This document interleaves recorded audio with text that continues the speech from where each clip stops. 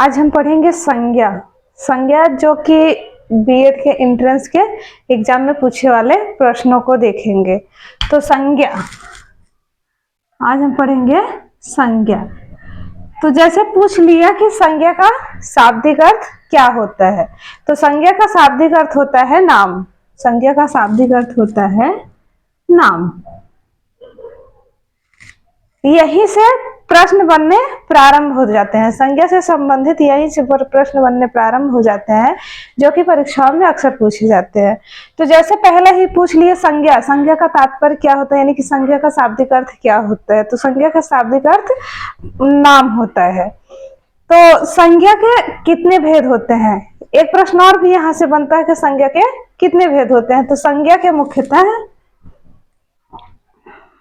संज्ञा के 5 भेद, यानी कि पूछ लिया कि संज्ञा के कितने भेद होते हैं, तो संज्ञा के 5 भेद होते हैं। तो 5 भेद कौन कौन से होते हैं। पहला होता है व्यक्तिवाचक, व्यक्तिवाचक संज्ञा।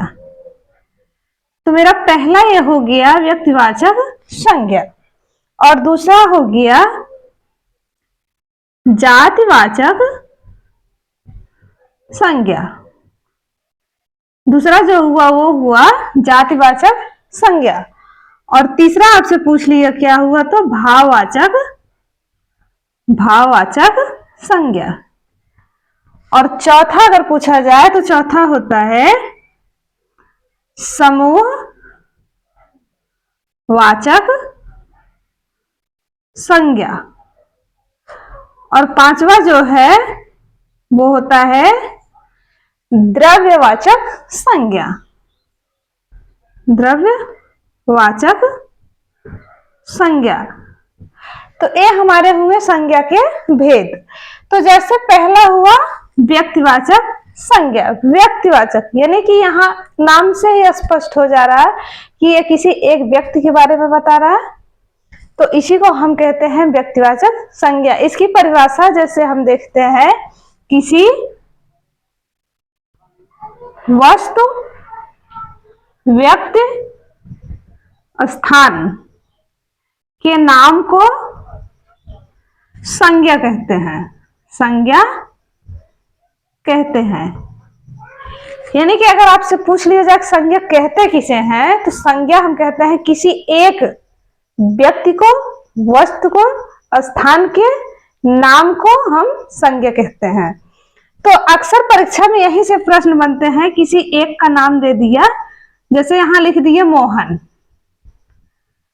तो यहां आपसे पूछ लिया मोहन कैसी संज्ञा है, व्यक्तिवाचक संज्ञा है कि जातिवाचक संज्ञा है कि भाववाचक संज्ञा है, ऑप्शन में दे देगा। तो ये हमारा मोहन क्या है, मोहन एक है, मोहन एक व्यक्ति है, इसीलिए ये होगा व्यक्तिवाचक संज्ञा। जैसे अगर यही दे दिए दिल्ली, तो दिल्ली क्या है, दिल्ली एक ही है ना, तो इसीलिए दिल्ली भी क्या हुआ हमारा जो है व्यक्तिवाचक संज्ञा हुआ।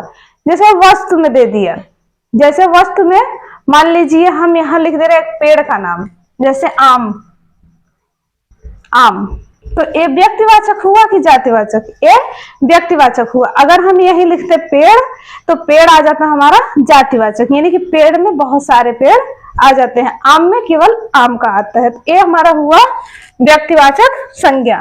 क्या हुआ, व्यक्तिवाचक संज्ञा। अगला हम देखते हैं जातिवाचक संज्ञा। किसी जाति के मतलब किसी जाति के बारे में बताने वाले शब्दों को या भाव को हम क्या कहते हैं, जातिवाचक संज्ञा कहते हैं। जैसे जातिवाचक संज्ञा हमें जाति का बोध कराता है, जाति का बोध कराता है। जैसे मनुष्य, पशु, जैसे मनुष्य, पशु, पेड़ पौधे, ये हमारे क्या है, जातिवाचक संज्ञा है। यानी कि मनुष्य में बहुत से ही मनुष्य आ जाएंगे। मनुष्य में जैसे राम श्याम मोहन घनश्याम, जो एक व्यक्तिवाचक है वहां मनुष्य अगर हम रखते हैं तो यहाँ जातिवाचक हो गया। पशु में, जैसे पशु में हो गया गाय बैल बकरी सब आ गए, इसलिए इसको जातिवाचक संज्ञा कहते हैं। जैसे अगर हम यहाँ गाय भी कर रहे हैं फिर भी वह जातिवाचक संज्ञा, क्योंकि वह गाय को संबोधित कर रहा है।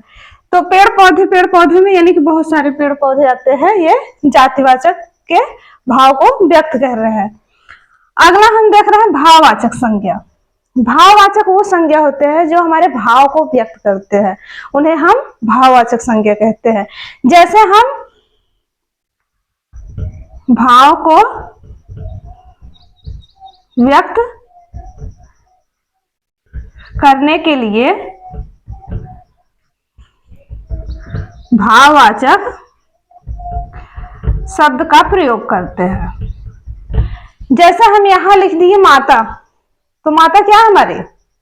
माता तो जातिवाचक भाववाचक है नहीं, माता तो भाववाचक है नहीं। अगर हम यही लिख दे रहे हैं मातृत्व, मातृत्व या ममत्व, मातृत्व या ममत्व, ममत्व या मातृत्व, यानी कि जिसमें माता का गुण हो। यहाँ गुण भाववाचक संज्ञा वो होते हैं जो कि भाव दशा अवस्था का बोध कराते हैं। ये भाव दशा अवस्था का बोध कराते हैं, उसी को हम क्या कहते हैं? भाववाचक संज्ञा कहते हैं। और जैसे और हम एक शब्द यहाँ लिख रहे हैं बुढ़ापा, जैसे कह रहे हैं बूढ़ा व्यक्ति, बूढ़ा क्या है? वह जातिवाचक है। लेकिन अगर हम यही कह दे रहे हैं बुढ़ापा, बुढ़ापा, जैसे लड़का है तो वह जातिवाचक है।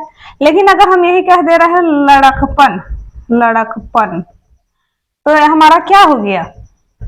यह हमारा हो गया भाववाचक। तो भाववाचक यानी कि दशा अवस्था और गुण के भाव को जो व्यक्त करते हैं उसी को हम भाववाचक संज्ञा कहते हैं।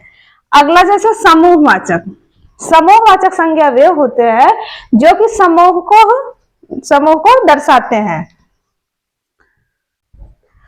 समूह को दर्शाना समूहवाचक संज्ञा। जैसे भीड़, भीड़ क्या है? समूहवाचक संज्ञा है। भीड़ क्या है? समूहवाचक संज्ञा है।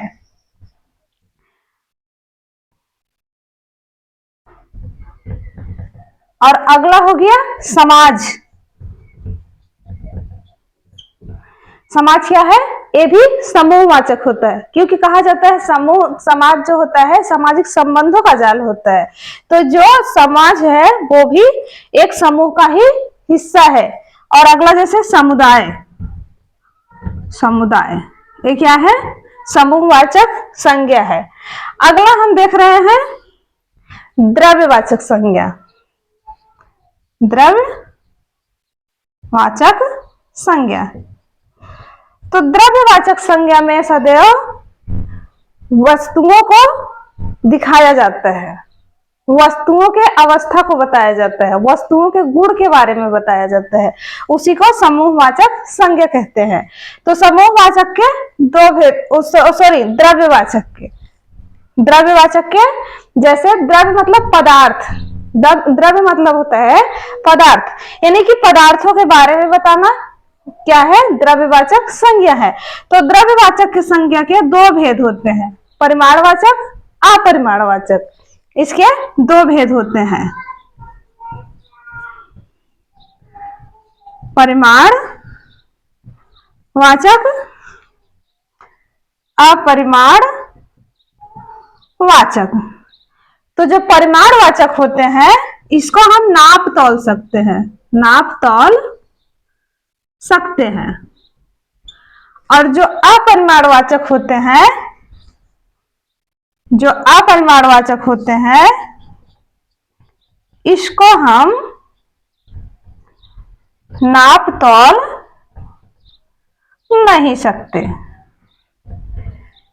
तो द्रव्यवाचक का उदाहरण जैसे हो गया सोना,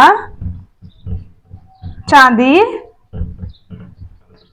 पानी, दूध, या आटा, गेहूं। तो इनमें से हम कुछ पदार्थों को नाप सकते हैं, तौल सकते हैं, और कुछ पदार्थों को तौल नहीं सकते, नाप सकते हैं, नाप सकते हैं, तौल नहीं सकते।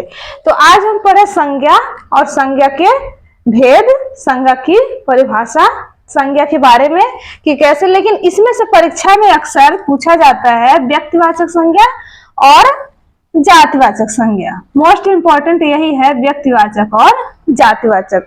कभी कभी परिमाणवाचक भी पूछ लेता है, जिसमें कि द्रव्यवाचक, जिसमें कि परिमाणवाचक अपरिमाणवाचक में अंतर पूछ लेता है।